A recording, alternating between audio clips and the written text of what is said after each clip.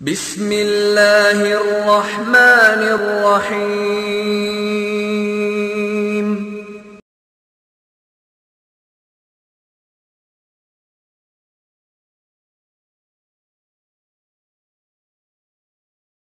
ان الحمد للہ نحمده ونستعینه ونستغفره ونعوذ باللہ من شرور انفسنا ومن سیئات اعمالنا من يهده الله فلا مضل له ومن يضلل فلا هادي له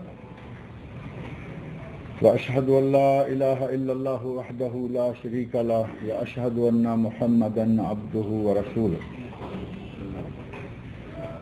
اما بعد فان خير الحديث كتاب الله وخير الهدي هدي محمد صلى الله عليه وسلم وشر الأمور محدثاتها وكل محدثة بدعة وكل بدعة ضلالة وكل ضلالة في النار رب اشرح لي صدري ويسر لي أمري واحلل عقدة من لساني يفقهوا قولي رب أعوذ بك من همزات الشياطين وأعوذ بك رب أن يحضرون اعوذ باللہ السمیع العلیم من الشیطان الرجیم بسم اللہ الرحمن الرحیم۔ جیسا کہ آپ کے علم میں ہے کہ پچھلے درس میں جو ہم سورۃ البینہ کا ترجمہ اور تفسیر ذکر کر رہے تھے تو اس کی آخر میں 2-3 آیات ترجمہ اور تفسیر باقی رہ گیا تھا۔ آج پہلے ان کو مکمل کر لیتے ہیں۔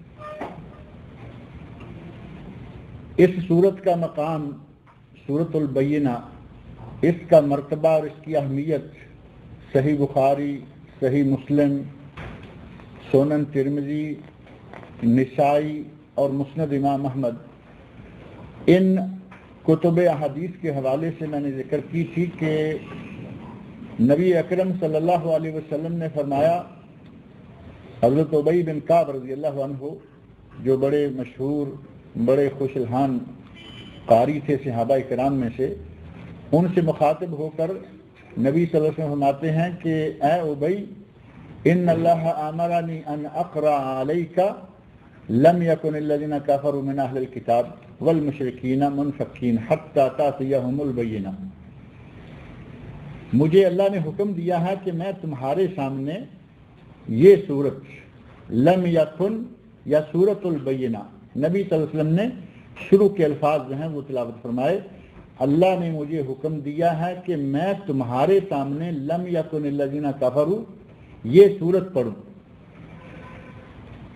حضرت ابی رضی اللہ عنہ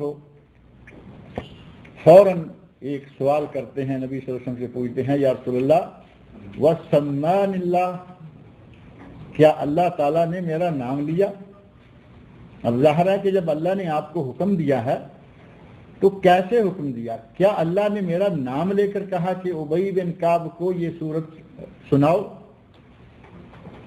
تو نبی اکرم صلی اللہ علیہ وسلم فرماتے ہیں ہاں، اللہ نے تیرا نام لیا۔ جب یہ بات سنی تو حضرت ابی رضی اللہ عنہ فرط جذبات سے، خوشی اور مسرت سے رو پڑے، آنکھوں سے آنسو جاری ہو گئے۔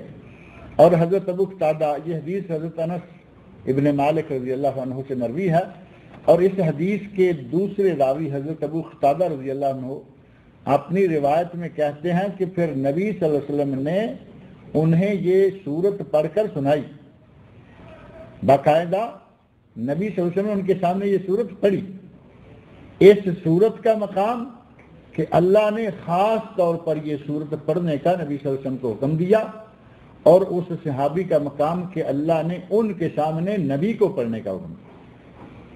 یہ اس قدر اہم صورت ہے، اور جیسا کہ پچھلے درس میں اس کے شروع کی آیات، ان کا ترجمہ اور کچھ تفسیر آپ کے سامنے رکھی تھی، جن میں اللہ رب العزت نے ہمیں جو احکام دیے ہیں انہی میں سے ہی وما امروا الا لیعبدوا اللہ مخلصین لہ الدین حنفاء، اللہ نے فرمایا کہ سب کو یہی حکم دیا جا رہا ہے کہ وہ عبادت کریں تو صرف ایک اللہ کی، حنفاء، یکسو ہو کر، یک طرفہ ہو کر، یہ نہیں کہ کبھی ادھر کبھی ادھر، پتھر کو بھی پوج لیا اور نماز بھی پڑھ لی، یہ نہیں، بلکہ یکسو ہو کر حضرت ابراہیم علیہ السلام کی طرح عبادت کرنی چاہیے۔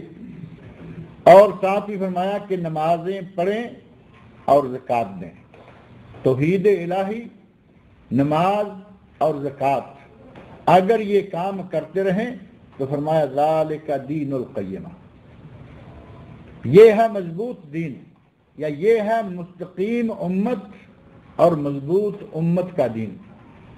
اور اگلی آیت میں اللہ رب العزت نے فرمایا، جس کا ترجمہ شاید پچھلی مرتبہ کر دیا تھا، ان الذین کفروا، بے شک وہ لوگ جو کافر ہوئے، من اہل الکتاب، اہل کتاب میں سے، یہودیوں اور عیسائیوں میں سے، والمشرکین، اور جو مشرکین ہیں اہل کتاب نہیں ہیں، مکہ والے ہیں یا ایران والے ہیں. مکہ والے جو کہ پتھر اپنے ہاتھوں سے بنا کر پوجتے تھے، اور ایران کے مجوسی جو کہ آگ کو جلا کر اس آگ کی پوجا کیا کرتے تھے.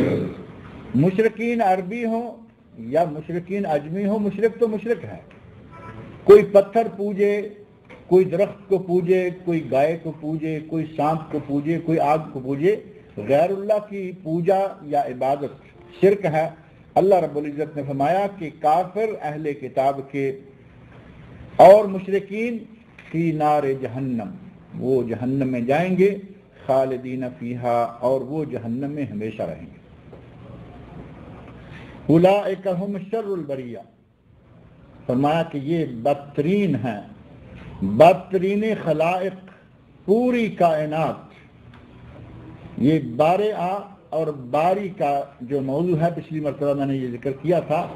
بارہ کا معنی ہوتا ہے پیدا کرنا، بنانا. اللہ رب العزت کے اسماء میں سے، اسماء حسنہ میں سے ایک البارئ بھی ہے. البارئ یعنی پیدا کرنے والا، بنانے والا. اور وہی لفظ ہماری اردو میں استعمال ہوتا ہے ارشاد باری تعالیٰ. یہ جو باری ہم کہتے ہیں وہ دراصل بارئ ہے، اور اسی سے بریہ ہے جو مخلوقات. اگر کوئی مشرک ہے، اہل کتاب میں سے ہے، عیسائی ہے، یہودی ہے، اس کا تعلق مشرکین عرب سے ہے، مکہ والوں سے ہے، یا مشرکین عجم سے ہے، ایرانی ہے یا ہندوستانی ہے، پاکستانی ہے، کوئی بھی ہے، جو بھی ہے، ان کے بارے میں فرمایا کہ وہ جہنم میں جائیں گے، خالدین فیہا، اور وہ جہنم میں ہمیشہ رہیں گے. اگر اسلام میں داخل نہیں ہوتا تو پھر اس کا جہنم سے نکلنا وہ کبھی بھی نہیں ہوگا، ہمیشہ کے لیے وہ جہنم میں رہے گا. انسان کو اللہ رب العزت نے کتنا مقام دیا ہے، اس کا اندازہ آپ سورۃ 3 پڑھ کر ہی کر سکتے ہیں. اللہ رب العزت نے 2-3 چیزوں کی قسمیں کھائیں، والتین والزیتون وطور سینین وہذا البلد الامین. فرمایا تین کی، زیتون کی، طور سینین کی، اور اس شہر مکہ جو کہ بلد الامین ہے، ان سب کی مجھے قسم ہے.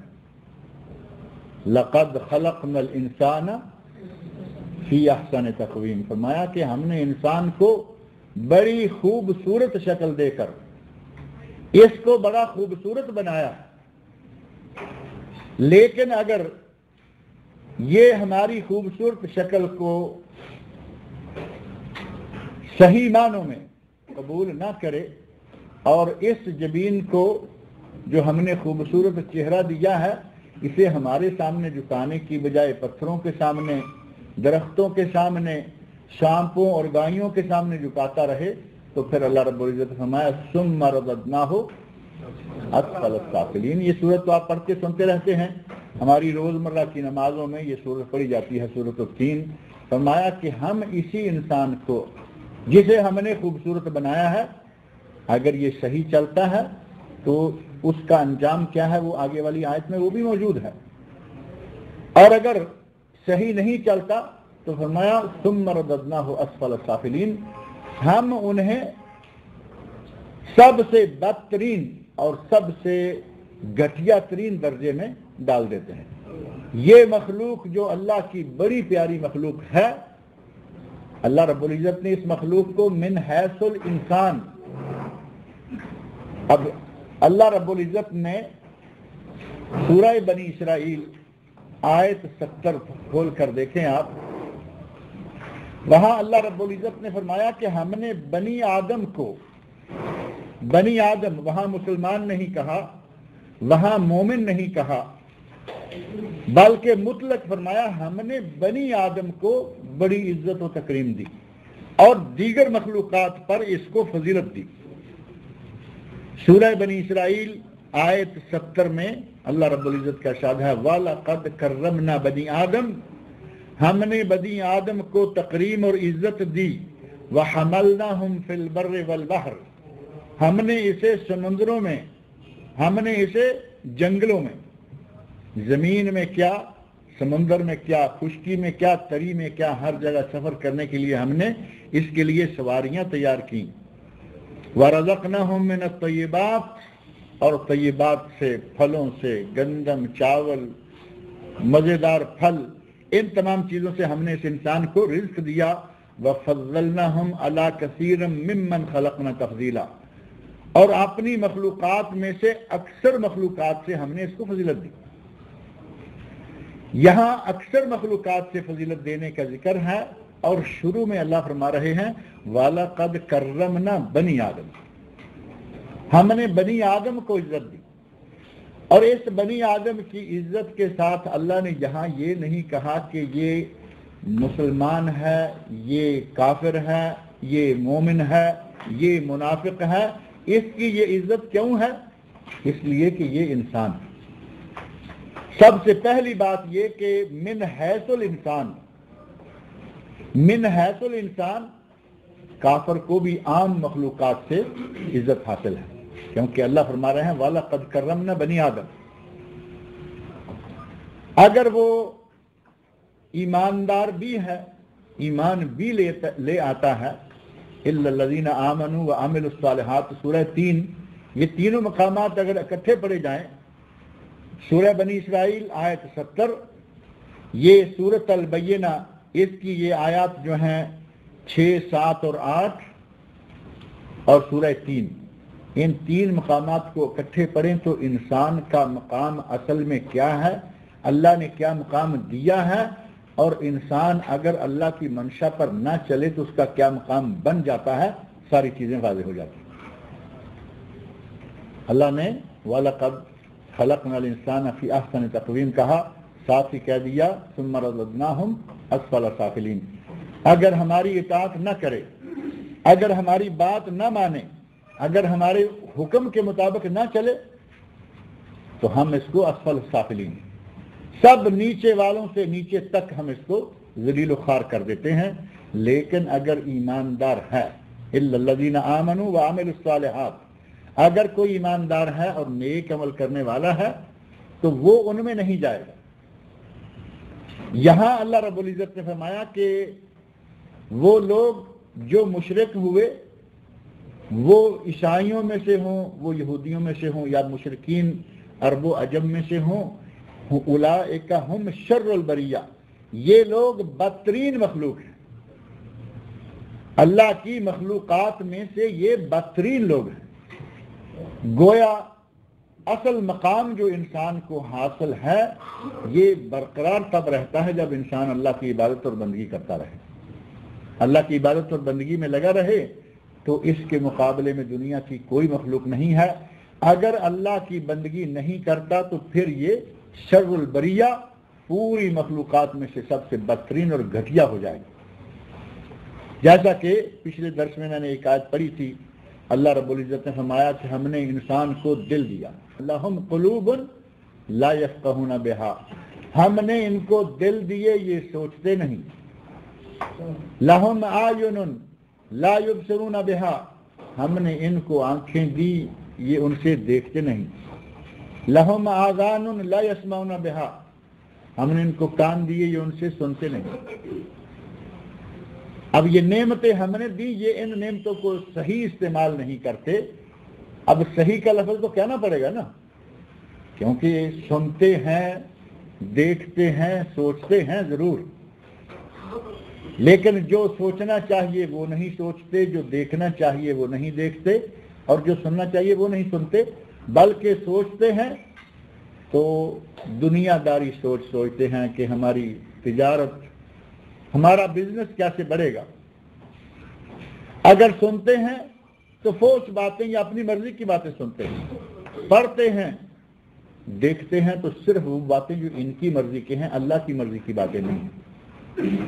لہذا اللہ کی ان نعمتوں کو جو صحیح استعمال نہیں کرتا، ان نعمتوں کا صحیح استعمال نہیں کرتا، ان لوگوں کے لیے اللہ نے فرمایا اولئک کالانعام، وہ جانوروں کی طرح ہیں، وہ ڈھور ڈنگروں اور چوپایوں کی طرح ہیں، بلکہ فرمایا بل ہم اضل، بلکہ ان سے بھی بدترین ہیں، ان سے بھی گمراہ ترین ہیں۔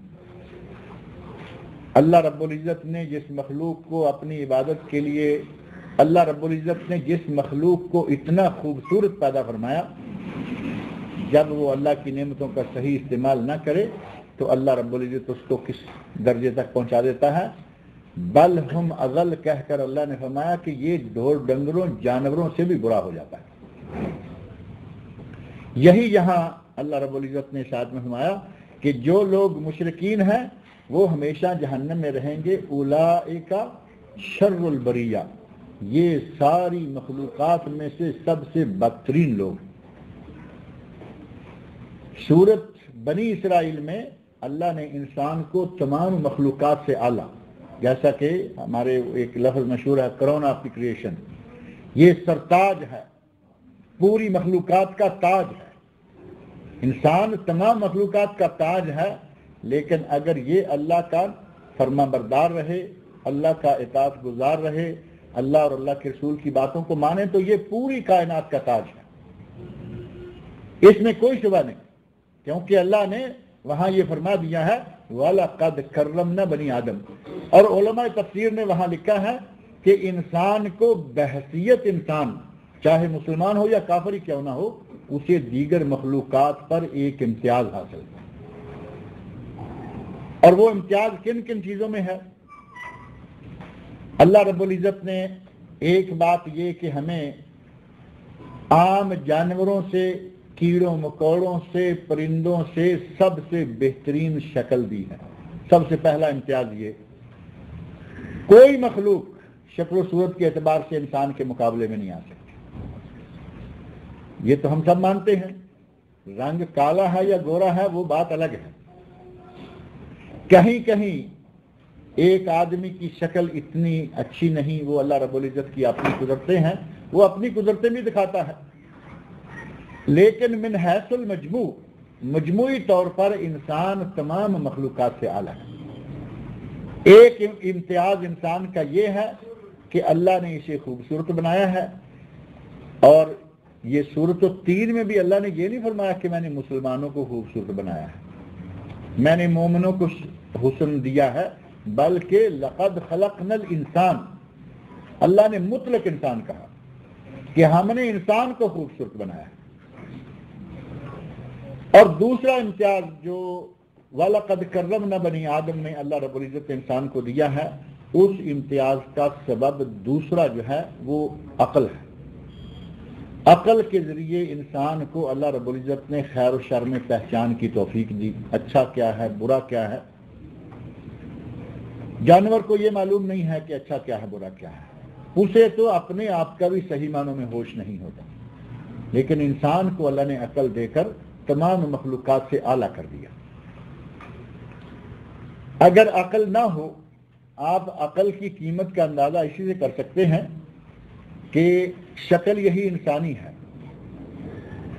2 ہاتھ ہیں، 2 پاؤں ہیں، 2 آنکھیں ہیں، 2 کان ہیں، سر ہے، منہ ہے، ناک، سارا کچھ انسانی، جسم مکمل انسانی ہے۔ صرف عقل نام کی چیز، وہ جو دماغ میں سر میں اللہ بھیجا نام کی چیز رکھتا ہے، اگر کسی کے سر میں وہ نہ ہو، ساری شکل انسانی ہے، لیکن یہاں اللہ رب العزت نے عقل کا جو مادہ ہے وہ نہیں رکھا، تو آپ دیکھ سکتے ہیں کہ اس کی بیچارے کی حالت کیا ہوتی ہے۔ اسے اپنے کپڑے کا ہوش نہیں، اسے اپنا ہوش نہیں، اسے نہانے دھونے کا ہوش نہیں، اسے طہارت و نظافت کا ہوش نہیں، بلکہ اس بیچارے کو کوئی ہوش نہیں ہوتا، اگر کسی نے کچھ دیا تو کھا لیا، نہیں تو پڑا ہے۔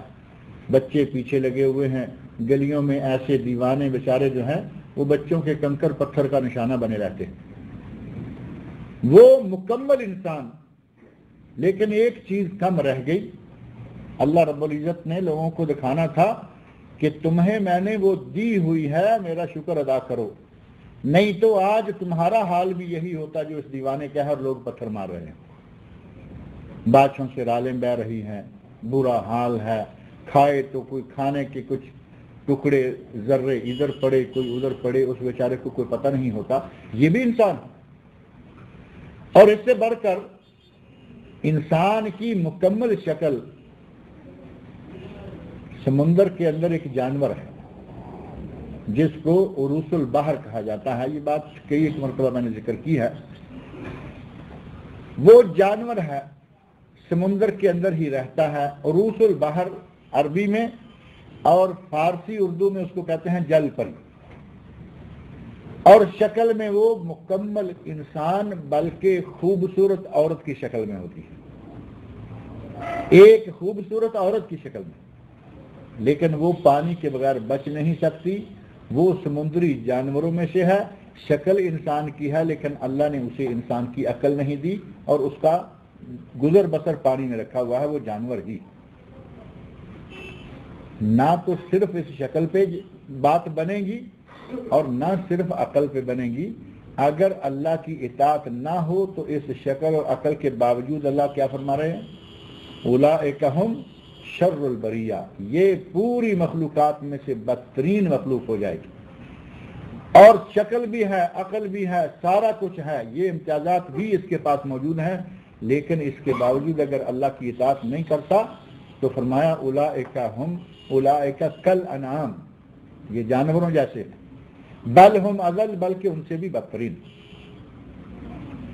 تو گویا اس ہماری شکل کی، ہماری اس جسامت کی، ہمارے ان امتیازات کی قیمت تب بنے گی جب ہم عبادت کریں گے، اللہ کی اطاعت کریں گے، رسول اللہ صلی اللہ علیہ وسلم کی اطاعت کریں گے تو ہماری اس شکل کی قیمت بھی ہوگی، اللہ رب العزت اس کو دنیا میں بھی معزز اور مکرم رکھے گا، اور اگر یہ نہ ہوگی تو نہ دنیا میں اس کی کوئی عزت ہے، جسے ڈھور ڈنگر کہہ دیا جائے، اس سے بھی بدترین کہہ دیا جائے تو اللہ کی نظر میں اس کی کوئی قیمت نہیں، اور اگر یہ اطاعت گزار ہیں تو یہاں بھی اس کی عزت ہے اور آخرت میں بھی اس کی عزت ہوگی۔ رہا مسئلہ کہ انسان کو اللہ رب العزت نے پوری کائنات کا سرتاج بنایا ہے، اس مسئلہ کو اس سورہ بنی اسرائیل آیت 70 میں اور یہ سورہ بینہ میں اللہ رب العزت نے واضح کر دیا، اور بعض علماء تفسیر میں لکھا ہے کہ اگر انسان ایماندار صحیح ہے، صحیح معنوں میں ایماندار ہے، عامل ہے، عمل صالح کا پابند ہے، تو یہ مقرب اللہ کا انسان اللہ کے مقرب فرشتوں سے بھی اعلیٰ ہو جاتا ہے۔ اگر انسان میں عمل اور ایمان دونوں چیزیں صحیح معنوں میں جمع ہو جائیں تو وہ فرشتوں سے بھی اعلیٰ ہو جاتا ہے۔ اس کا اشارہ یہاں اس آیت کے اندر بھی موجود ہے جو آج ہم اصلاً ترجمہ کرنے جا رہے ہیں، ان الذین آمنوا وعملوا الصالحات، وہ لوگ جو ایمان لائے اور انہوں نے نیک عمل کیے۔ یہ دو چیزیں ضروری ہیں، شکل ہے خوبصورت، رنگ بھی سفید ہے، نقش چہرہ مورا ہر چیز اچھی ہے، قد کاٹ بھی برابر ہے، اللہ رب العزت کی قدرت دیکھیں، ساری چیزیں دیکھ کر اگر قد چھوٹا کر دے تو عجیب سا ہو جاتا ہے آدمی، یعنی ساری انسان کی جتنی چیزیں ہیں اس میں ہیں، لیکن 5 فٹ سے نیچے اب قد شروع ہو جائے، میرے خیال عموماً 5 فٹ تو سب کا ہوتا ہے نا، اگر کوئی کسی کے پاس کمی بیشی ہے تو اللہ تعالیٰ معاف کرے، یہ نہ محسوس کرنا کہ 5 سے کم والوں پہ، لیکن اگر 5 فٹ سے 4.5 فٹ، تو ایک مخلوق اللہ کی تو بہت ہی چھوٹی ہے نا، جس کو بونے کہتے ہیں، مکمل انسان ہے، قد تھوڑا سا چھوٹا ہو گیا ہے، وہ بات نہیں رہتی جو کہ اللہ رب العزت نے عام لوگوں کو دے رکھی ہے، اللہ نے اسے بڑا خوبصورت بنایا ہے، لیکن اگر یہ ایمان اور عمل صالح کرتا رہے تو پھر فرمایا اولئک ہم خیر البریہ، اگر ایمان اور عمل صالح نہیں ہے تو پھر شر البریہ، وہ پہلے بتا دیا، ایمان اور عمل صالح ہے تو پھر خیر البریہ۔ اگر نیک آدمی ہے تو عام نیک فرشتوں سے بہتر ہے، اور اگر مقرب آدمی ہے تو مقرب فرشتوں سے بہتر ہے، اور اگر انسان کامل ہے تو تمام کائنات سے، تمام فرشتوں سے بہتر ہے۔ حضرت محمد رسول اللہ صلی اللہ علیہ وسلم کے بارے میں مفسرین نے لکھا ہے انہی آیات کے حوالے سے کہ نبی صلی اللہ علیہ وسلم اس پوری کائنات سے ہی نہیں بلکہ فرشتوں سے بھی اعلیٰ، کیونکہ وہ انسان کامل تھے۔ انسان کامل، فرشتہ جو کوئی گناہ نہیں کرتا، فرشتہ کوئی گناہ نہیں کرتا، اس میں ایک چیز پائی ہی نہیں جاتی۔ فرشتے میں یہ اختیار ہے ہی نہیں کہ میں یہ نیکی کروں یا برائی کروں، اسے صرف نیکی کرنا ہے، اختیار انسان کو ہے۔ فرشتے، یہاں یہ نقطہ تھوڑا سا ذہن میں رکھیں کہ انسان اور فرشتے میں فرق کیا ہے۔ فرشتہ نیکی کرتا ہے، اس کی مجبوری ہے، اسے پیدا ہی اس کام کے لیے کیا گیا ہے، اس کے یہاں برائی کا تصور ہی نہیں ہے۔ انسان کے پاس نیکی اور برائی دونوں چیزوں کا تصور موجود ہے، اور برائی کی طرف رغبت دلانے والی، برائی کی طرف کھینچ کر لے جانے والی چیزیں بہت ہیں، پرکشش برائی ہوتی ہے۔ اس کے باوجود جب انسان برائیوں کو چھوڑ کر نیکیاں کرتا ہے، اور نیکیاں پرکشش نہیں ہوتی، نیکیاں پرکشش نہیں ہوتی، بلکہ نبی صلی اللہ علیہ وسلم کی ایک حدیث ہے، اس کو بھی یہاں ذہن میں رکھ لیں۔ آپ ارشاد فرماتے ہیں حفت الجنت بالمکار، حفت الجنت بالمکار، جنت ناپسندیدہ چیزوں سے گھیری ہوئی۔ جنت میں داخل ہونے کے لیے پہلے ناپسندیدہ چیزوں کا سامنا کرنا پڑے گا، اور وہ ناپسندیدہ چیزیں کیا ہیں؟ دنیا میں آپ دیکھتے ہیں ساری دنیا بے پردہ، عورتیں بے پردہ بے شمار، کھلی گھر سے نکلی ایسے جیسے کچھ نہیں، اور ایک عورت پردہ لے کے نکلتی ہے، اسے ادھر سے بھی باتیں سننی پڑیں گی، ادھر سے بھی سننی پڑیں گی، اپنے بھی باتیں کر رہے ہیں، بیگانے بھی باتیں کر رہے ہیں کہ یہ کیا ہے۔ جنت میں جانے کے لیے پردہ ضروری ہے، اور اس کے لیے رکاوٹیں بہت ہیں۔ اسی طرح جنت میں جانے کے لیے 5 وقت کی نمازوں کی پابندی ضروری ہے، اور صبح کے وقت، فجر کے وقت اٹھنے کو جی نہیں چاہتا، سردی بھی ہے، باہر جائیں تو سردی اور زیادہ ہے، کمرے ہیٹر لگے ہوئے ہیں، گرم ہیں، بستر نرم ہیں، کمرے گرم ہیں، گدے گداز ہیں، نرم ہیں۔ اب یہ ساری چیزیں چھوڑ کر مسجد میں جانا کوئی اچھا لگتا ہے؟ یہ ہے حفت الجنت بالمکار ہے۔ جنت کو اللہ نے نامرغوب، ناپسندیدہ چیزوں سے گھیر رکھا ہے، اس کے چاروں طرف ناپسندیدہ چیزیں ہیں۔ ان ناپسندیدہ چیزوں، یعنی ہمارا دل جو ہے ان چیزوں کو بظاہر نہیں گوارا کرتا کہ سردی میں جائیں گے، ہاتھ دھونے پڑیں گے، پاؤں منہ سارا وضو کرنا پڑے گا، لیکن اگر بظاہر ناپسندیدہ چیزوں کو اختیار کرے گا تو انجام کیا ہوگا؟ جنت۔ حفت الجنت بالمکارہ وحفت النار بالشہوات، فرمایا جہنم دل چسپ، جاذب دل، جاذب نظر، پسندیدہ انسان کی طبیعت کے مطابق اس قسم کی چیزوں سے جہنم گھیرا ہوا ہے۔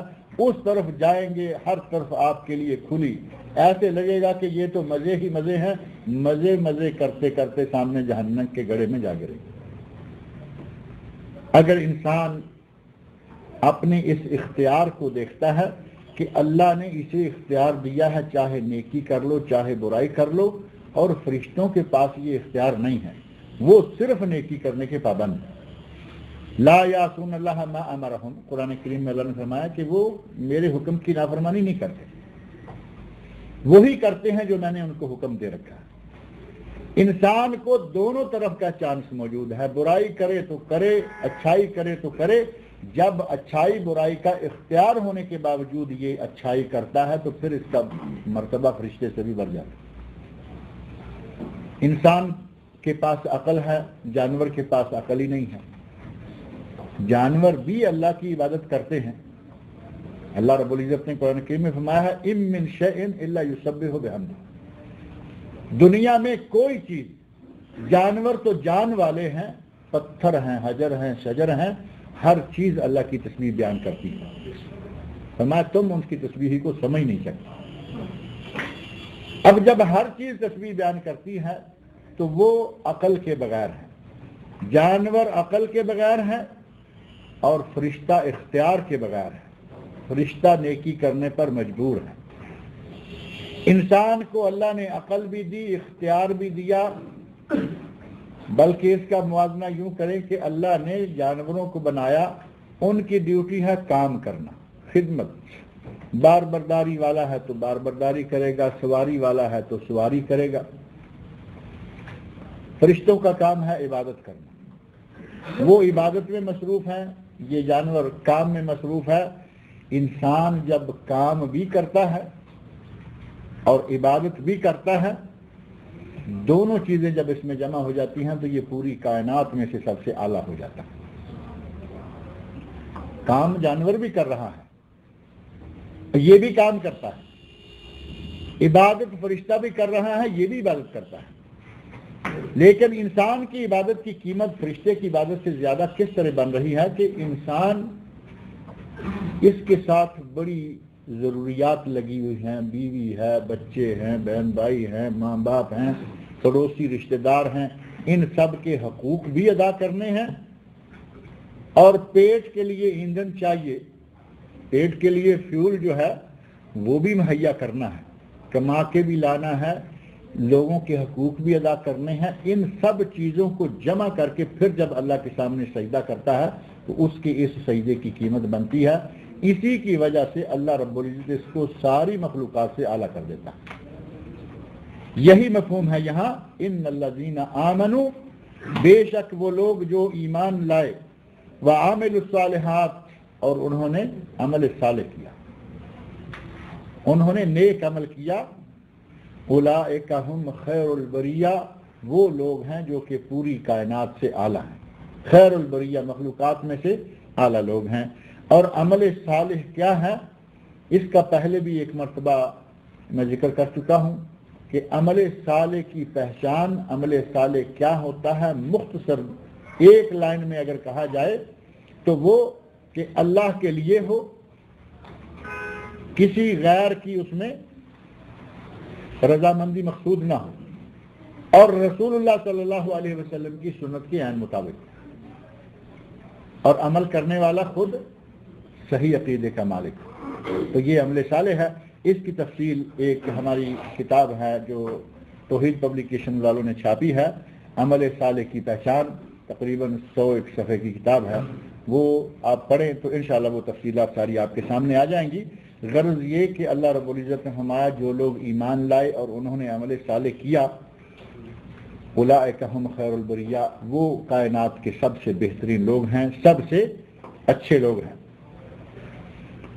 جزاؤہم عند ربہم جنات عدن، ان کے لیے اللہ کے پاس، جزاؤہم ان کے لیے بدلہ، ان کی ان نیکیوں کا، ایمان اور عمل صالح کا بدلہ، عند ربہم ان کے رب کے پاس، جنات عدن ہمیشہ رہنے والی جنتیں ہیں۔ پہلے ذکر کیا مشرکین کا، اہل کتاب کے ہوں یا غیر اہل کتاب کے ہوں، اور انہیں فرمایا کہ وہ ہمیشہ جہنم میں رہیں گے۔ ان کے برعکس باری آئی اہل ایمان کی اور عمل صالح کرنے والوں کی، تو ان کے لیے فرمایا جزاؤہم عند ربہم، ان کی جزا ان کے رب کے پاس ہے، جنات عدن ہمیشہ کی جنتیں، وہ ہمیشہ جہنم میں رہیں گے اور یہ ہمیشہ جنت میں رہیں گے۔ اور یہ ہمیشہ جہنم میں رہنے والی پارٹی جو ہے اس کے بارے میں ذہن میں رکھیں کہ اگر کوئی کلمہ پڑھ کر پورے خلوص کے ساتھ خالص اللہ کی رضا کے لیے لا الہ الا اللہ محمد رسول اللہ پڑھ کر مسلمان ہو جاتا ہے، عمل بھی کرتا ہے لیکن عملوں کی کوتاہی، کمی بیشی ہو جاتی ہے، اس آدمی کو جہنم میں جھٹکا لگا کر اللہ نکال لے گا۔ وہ جھٹکا کتنا ہوگا، وہ پچھلی مرتبہ میں نے ذکر کیا تھا کہ جہنم کی آگ 70 گنا زیادہ تو اس آگ سے گرم ہے، اور اس آگ کا ایک لمحہ ہم اپنے ہاتھ پہ آگ کا انگارہ نہیں رکھ سکتے. اللہ تعالیٰ ہمیں اس جھٹکے سے محفوظ رکھے. اللہ تعالیٰ تمام مسلمانوں کو جہنم سے مکمل طور پر محفوظ رکھے اور جنت کا وارث بنائے. وہ جھٹکا کتنا ہوگا یہ بھی تو نہیں ہے کہ جہنم میں ڈبکی لگا کے باہر. کس کے گناہ کتنے ہیں اس کے حساب سے کتنے سالوں جہنم میں جلنا پڑے گا. اللہ رب العزت ہمیں محفوظ فرمائے. ان کے برعکس یعنی یہ جو ہمیشہ جہنم میں رہنے والے ہیں وہ ہیں جو کلمہ پڑھ کے اسلام میں داخل ہی نہیں ہوئے. ایک یہ کہ کلمہ پڑھ کر اسلام میں داخل ہی نہیں ہوئے اور ایک پارٹی وہ ہے کہ جو کلمہ پڑھ کر اسلام میں داخل تو ہو چکی ہے لیکن ان کا کلمہ صرف زبان کے ساتھ تعلق رکھتا ہے, دل سے انہوں نے اسلام کو قبول نہیں کیا. منافقین بھی ہمیشہ جہنم میں رہیں گے. بلکہ جس طرح یہاں اللہ رب العزت فرما رہے ہیں کہ انسان کو ہم نے خوبصورت بنایا, انسان کو ہم نے مخلوقات پر فضیلت دی, لیکن اگر یہ تابع دار نہ ہو تو پھر یہ تمام مخلوقات سے جانوروں سے بھی بدترین ہو جاتا ہے. بے عین ہی معاملہ یہاں منافق کا بھی ہے کہ منافق کافروں کے مقابلہ میں کلمہ پڑھ کر اسلام میں داخل ہوتا ہے لیکن منافق کی سزا اللہ نے قرآن میں کیا رکھی ہے؟ ان المنافقین فی الدرک الاسفل من النار. اللہ نے فرمایا کہ منافق جہنم کے سب سے گہرے گڑھے میں ہوگا.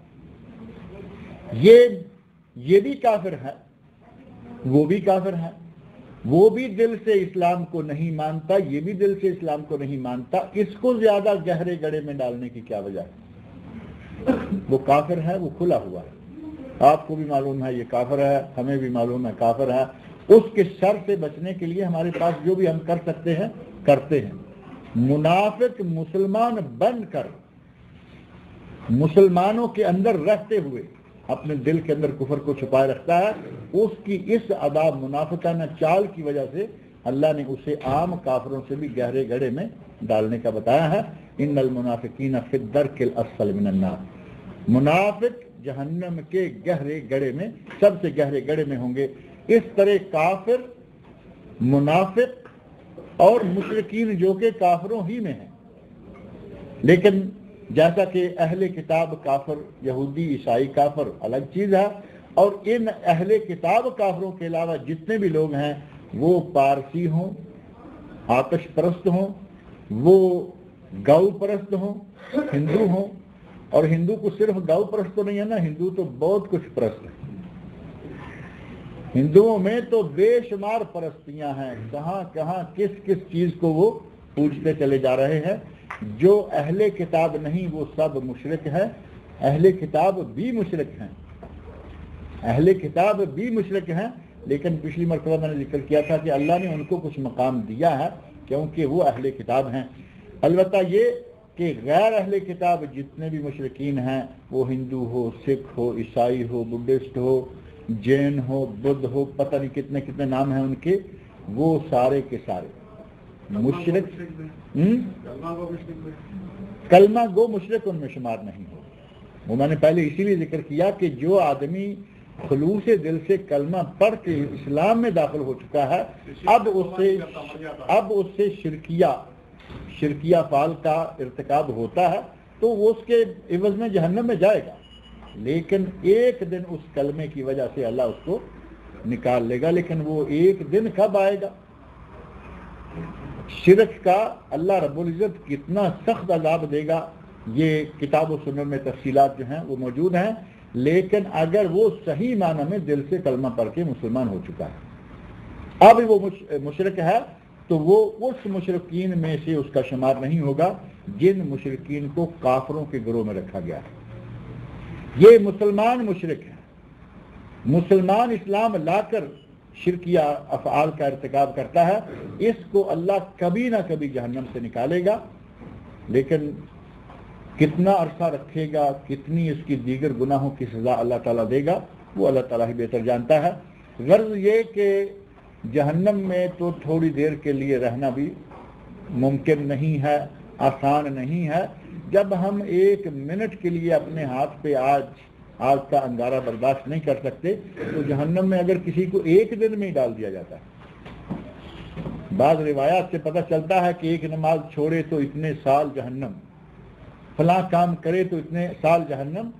اللہ تعالیٰ معاف کرے، سال تو بڑی لمبی مدتیں ہیں، 1 منٹ نہیں گوارا ہوتی آگ، اور اگر 1 دن کے لیے ڈال دیا جائے تو کیسے کوئی آدمی گوارا کرے گا؟ اللہ رب العزت ہمیں اس سے محفوظ رکھے۔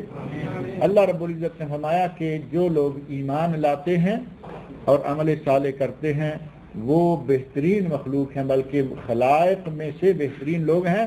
ان کی جزا اللہ کے پاس یہ ہے کہ انہیں ہمیشہ کی جنتوں میں رکھے گا۔ جنات عدن، ہمیشگی والی جنتیں، تجری من تحتها الانہار، جن کے نیچے نہریں بہ رہی ہیں، یعنی خوبصورت باغات ہیں۔ جنت کا ترجمہ ایک باغ بھی ہے۔ جنت یا حدیقہ یا بستان، یہ الفاظ جو ہیں متقارب ہیں، قریب قریب ہیں۔ ان کا ایک معنی باغ ہے، اور عربوں کے ریگستان میں رہنے والا جس آدمی کو باغ کا تصور جس کے لیے ذرا تھوڑا دور ہے، اسے جو پہاڑوں میں رہتا ہے اسے باغ کی قدر و قیمت ہوگی، ریگستانوں میں رہنے والے کو باغ کی قدر و قیمت ہوگی۔ خوبصورت پودے ہیں، خوبصورت پھل ہیں، اور نیچے نہریں بہ رہی ہیں، اللہ رب العزت کی تمام نعمتیں ہیں۔ نبی صلی اللہ علیہ وسلم نے تو فرمایا ہے کہ میٹھا پانی، صرف سادہ میٹھا پانی، وہ بھی اللہ تعالیٰ کی کتنی بڑی نعمت ہے۔ اور جس کو پھلوں سے رزق، دنیا بھر کی تمام نعمتیں میسر ہوں، ہر طرح کی آسانی میسر ہو، اور وہ جنتیں ملے جن کے نیچے نہریں بھی بہ رہی ہوں، اور پھر ساتھ ہی وہ نہریں یا یہ جنت ان کو تھوڑے سے عرصہ کے لیے نہیں، 1 2 4 سال 10 سال کے لیے، 100 سال 1000 سال کے لیے نہیں، بلکہ خالدین فیہا، وہ اس میں ہمیشہ رہیں گے۔ خالدین فیہا ابدا، اللہ نے خالدین بھی کہا، ساتھ ابدا بھی کہہ دیا، جسے ہم کہتے ہیں کہ ہمیش جو جنت میں داخل ہو گیا اب اسے وہاں سے کبھی بھی نکلنا نہیں پڑے گا۔ یہاں جب اہل جہنم کا ذکر کیا ہے تو وہاں خالدین فیہا پہ آ کے بات رک گئی، کیونکہ جہنم والوں میں کچھ وہ بھی تو ہیں جو نکل رہے، 1 دن، 1 مہینہ، 1 سال، اتنے سال جہنم میں گزار کر اللہ رب العزت ان کی سزا جتنے جتنے گناہ ہیں اس کے مطابق سزا دے دے کے نکال رہا ہے۔ وہاں خالدین فیہا ابدا نہیں ہے، یہ چونکہ نکل رہے ہیں۔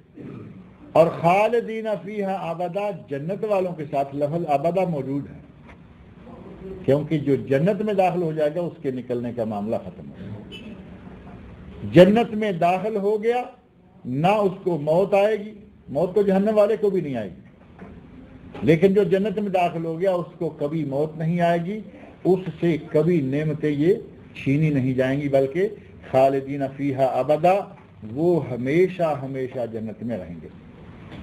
رضی اللہ عنہم ورضوا عنہ، اللہ ان سے راضی ہو گیا اور وہ اللہ سے راضی ہو۔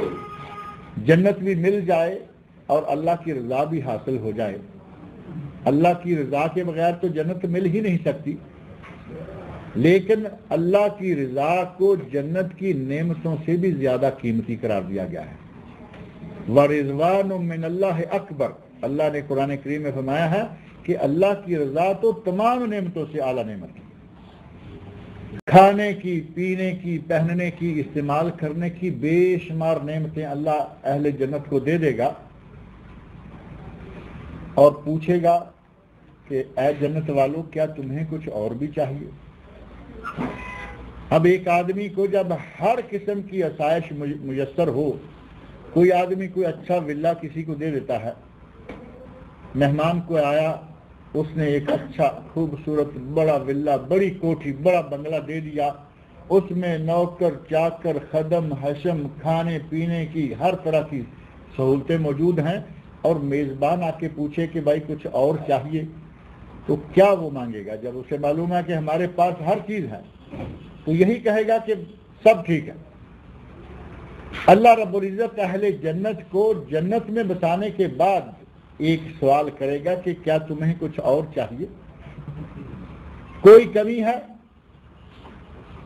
تو جنت والے کہیں گے کہ یا اللہ ہمیں اب اور کیا چاہیے، ہمیں تو اب کوئی کمی نظر نہیں آتی اور کوئی کمی ہوگی بھی نہیں. لیکن اللہ رب العزت نے اب تک ان کو اپنا دیدار نہیں کروایا، اپنا دیدار ابھی تک نہیں کروایا. اللہ رب العزت اس وقت ان کو اپنا دیدار کروائیں گے، کہیں گے کہ آج اب میں تمہیں اپنا دیدار کرواتا ہوں. جب اہل جنت اللہ کا دیدار کہیں گے تو کریں گے، اللہ کا دیدار کر لیں گے تو کہیں گے کہ یا اللہ ہمیں تو گویا کہ پہلے کچھ ملا ہی نہیں تھا. دیدار الہی میں وہ لذتیں ہوں گی، دیدار الہی میں وہ حظوظ ہوں گے کہ دیدار الہی کے بعد آدمی سمجھے گا کہ جنت کی نعمتیں اس کے سامنے ماند ہیں، ہیچ ہیں، کچھ بھی نہیں. اللہ رب العزت ان جنتوں میں اہل ایمان کو اور عمل صالح والے لوگوں کو ہمیشہ ہمیشہ کے لیے رکھے گا اور ساتھ ہی اپنی رضا بھی ان کو عطا کر دے گا. اور رضا جو ہے وہ رضوان من اللہ اکبر، جس طرح دیدار الہی جنت کی تمام نعمتوں سے اعلیٰ ہے، اسی طرح اللہ کی رضا بھی تمام نعمتوں سے اعلیٰ ہے. وہ رضا بھی اللہ رب العزت اہل جنت کو عطا کرے گا. ذالک لمن خشی ربہ.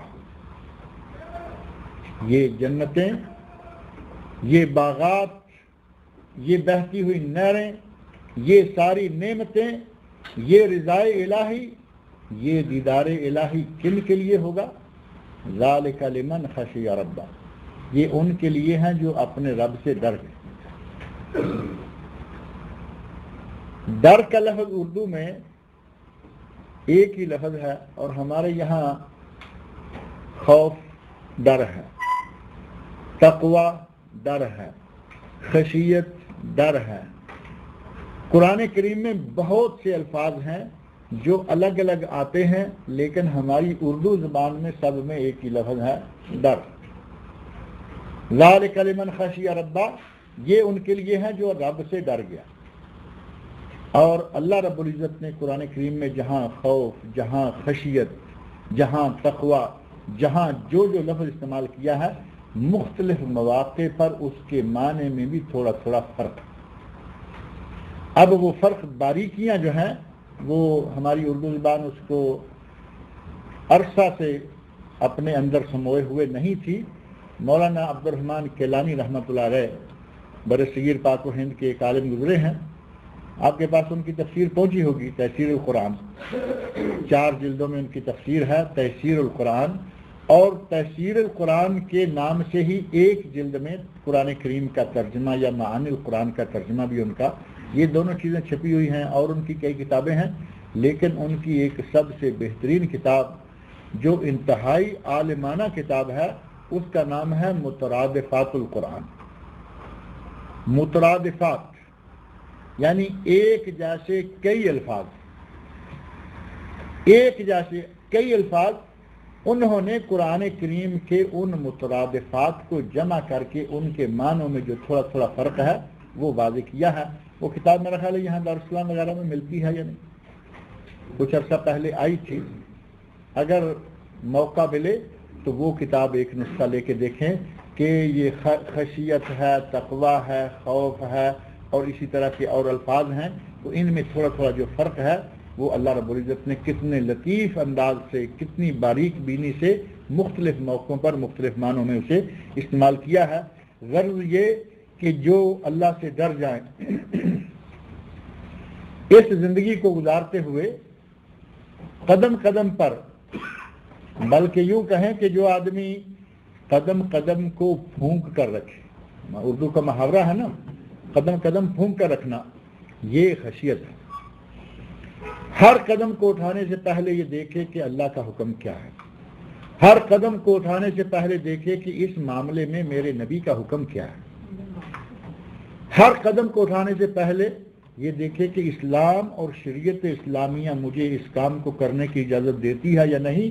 اگر یہ قدم قدم پر کرتا رہے گا یہ متقی ہے اور یہ خشیت الہی. ہم کام کر گزرتے ہیں اور اس کے بعد پوچھتے ہیں، حالانکہ پہلے یہ سوچنا چاہیے، پہلے یہ پوچھنا چاہیے کہ یہ کام کیسا ہے. اگر ہر کام کو آپ اللہ کے ڈر کی نظر سے دیکھتے ہوئے کریں گے تو یقیناً وہ کام آپ سے چھوٹتے جائیں گے جو اللہ کی نافرمانی کے کام ہیں۔ جب ہم دیکھیں گے نہیں، غور ہی نہیں کریں گے، اور غور کریں گے کب؟ جب ہمارے دل میں اللہ کا ڈر ہی نہیں ہے۔ جب دل میں اللہ کا ڈر ہی نہیں، تقوی نہیں ہے، خوف الہی نہیں ہے، خشیت الہی نہیں ہے، اللہ کا ڈر دل میں نہیں ہے، ہمیں کیا پرواہ ہے؟ کوئی بھی کام کر گزرتے ہیں۔ بچے کی شادی کرنی ہے، ہمیں یہ پرواہ نہیں کہ اس شادی کے لیے جو آج کل ہو رہا ہے ان رسموں میں سے اللہ اور اللہ کے رسول کے احکام کے مطابق کوئی چیز ہے یا نہیں، کر گزرتے ہیں، کیونکہ ہمیں معلوم ہے پیسہ ہے، رشتہ دار مطالبہ کر رہے ہیں کہ بینڈ آنا چاہیے۔ شادی بیٹے کی کرنی ہے، خود کچھ معلومات ہیں کہ یہ بینڈ بازی اچھے نہیں، تو کہیں گے جی نہیں، اب لڑکے کے چاچا نے مجبور کر دیا، لڑکے کے چاچا نے مجبور کر دیا، شادی میں بینڈ بج رہا ہے۔ کوئی معاملہ آ گیا، مہندی کی رسم ہندوؤں سے مسلمانوں میں اتنے زور سے گھس گئی ہے، کہیں گے جی لڑکی کی پھوپھی نے مجبوری بنا رکھی۔ لڑکی کی پھوپھی کو بھی راضی کر لیں گے، لڑکے کے چچا کو بھی راضی کر لیں گے، رشتہ داروں کو راضی کرتے رہیں گے، اللہ رسول ناراض ہوتے ہیں تو ہوتے رہیں۔ یہ ڈر تو نہیں ہے نا؟ اللہ نے فرمایا جنت اس کو دیں گے جو ذالک لمن خشی ربا، جو اپنے رب سے ڈر گیا، قدم قدم پر، ایک ایک موقع پر، ہر روز ہر وقت اگر اللہ کا ڈر اس کے دل میں رہتا ہے، یقیناً آدمی گناہوں کے چنگل سے نکل جاتا ہے، گناہوں سے بچ جاتا ہے۔ کوئی قدم اٹھانے لگیں پہلے دیکھیں کہ یہ کام اللہ رسول کی طرف سے اجازت ہے یا نہیں، اجازت ہے کر لیں، نہیں ہے چھوڑ دیں۔ کچھ کھانے پینے کے لیے کوئی چیز دیکھیں، حلال میں سے ہے، حرام میں سے ہے، حلال سے ہے کھائیے، حرام میں سے ہے بچ جائیے۔ اگر اس طرح کا ڈر اللہ کا دل میں آ جائے تو پھر یقیناً آدمی گناہوں سے بچ جاتا ہے اور اس کا ٹھکانہ بالآخر جنت بن جاتا ہے۔ اس طرح اللہ رب العزت نے یہاں ہمیں بتایا کہ یہ بہتی نہروں والی نعمتوں سے بری ہوئی جنت اور اللہ کی رضا، یہ ان لوگوں کے لیے ہے جو لوگ کہ اللہ سے ڈرنے والے ہیں، اللہ سے ڈرتے ہیں۔ اللہ تعالیٰ سے دعا ہے کہ وہ ہمیں قرآن کریم پڑھنے، سمجھنے اور اس کے احکام پر عمل کرنے کی توفیق عطا فرمائے۔ اللہ تعالیٰ مجھے اور آپ سب لوگوں کو نیک عمل